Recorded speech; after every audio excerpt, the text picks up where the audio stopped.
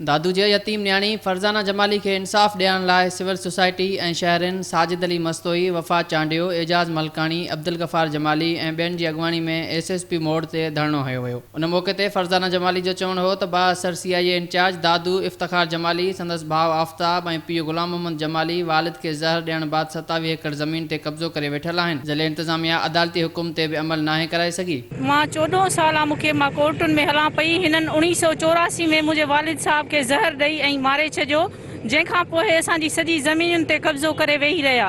जीअं त ही प्लाट करे मुंहिंजूं ज़मीनियूं हिननि खपाए छॾियूं आहिनि, जंहिंमें GM कॉलोनी आहे ऐं कोर्ट जे फ़ैसिलनि बावजूदि, असांजे खातनि जे बावजूदि ऐं ॻोठ दोदाणी जमाली में आफ़ताब जमाली प्लाट कयो खपाए वेठो। CI इंचार्ज इफ़्तिख़ार जमाली डंडे जे ज़ोर ते ऐं पुलिस वर्दी जी ज़ोर ते कब्ज़ा कयूं वेठो आहे। 100 खां वधीक हथियारबंद वठी थो अचे। उन मौक़े ते सिविल सोसाइटी जे अॻुवाणनि जो चवणु हो त ज़ुल्म जी इंतिहा आहे। 14 वरनि खां यतीम न्याणी जी ज़मीननि ते बाअसरनि जो कब्ज़ो आहे। अदालती हुकुम बावजूदि इंतिज़ामिया कब्ज़ो ख़ाली न कराए सघी आहे। तहफ़्फ़ुज़ फ़राहम कयो वञे।